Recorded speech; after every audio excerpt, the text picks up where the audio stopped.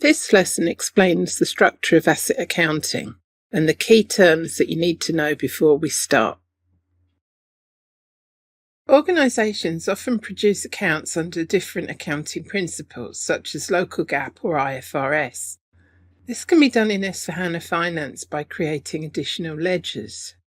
In asset accounting, you may have additional requirements for management accounting and tax purposes. The different figures in asset accounting are held in depreciation areas. A depreciation area corresponds to a specific reporting requirement and is mapped to an accounting principle, which in turn is mapped to a ledger. You can choose whether you want the depreciation area to post to the general ledger or not. The slide shows an example of the configuration of some depreciation areas typical of a US company that is reporting under both local GAAP and IFRS, and in two different currencies.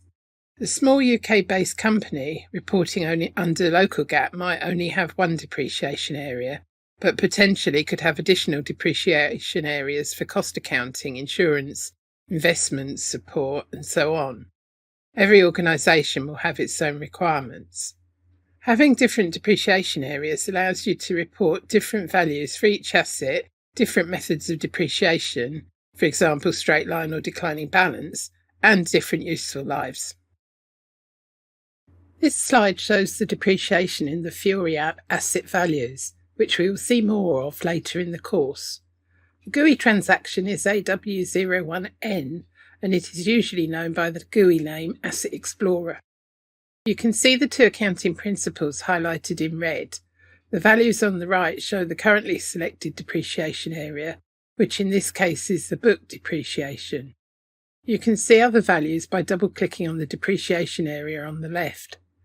The Asset Explorer is quite a powerful tool, and we will look at it in greater detail in a later lesson.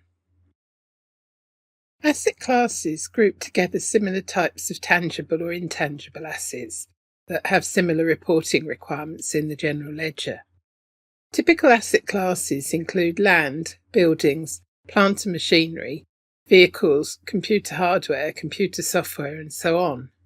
You need at least one asset class per general ledger account, but you can have more. For example, you might want one general ledger account for motor vehicles, but two asset classes, one for cars with the default useful life of 5 years, and one for vans with the default useful life of 4 years. You can set fixed depreciation rules per asset class, or you can propose rules that can be changed where required, or you can have users manually enter the rules every time. You can also have different required fields.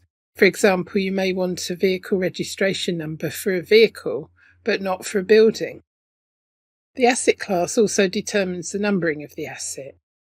The slide shows how asset classes can be used for reporting in the Fiori app asset balances. The transaction AR01 is the closest GUI equivalent and doesn't have charts but also shows the balances by asset class. The slide shows some examples of depreciation keys in S/4HANA. Depreciation keys work with the useful life to calculate the depreciation for each period. LINS, for example, means straight line depreciation. So if you used it with a useful life of 5 years, it would mean that exactly 1/5 of the value of the asset will be charged to the P&L as depreciation each year. This can be spread evenly throughout the year by calendar month or period, or every quarter or half year depending on the requirements.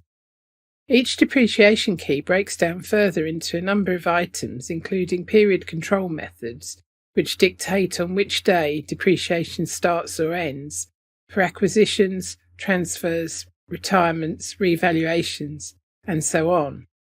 For example, some companies charge a whole month of depreciation regardless of the date of capitalisation in the month. Some charge a pro rata amount, and some only start charging depreciation from the month following capitalisation. Two special asset classes are assets under construction and low-value assets. Where assets are immediately brought into use, they can be capitalised straight away.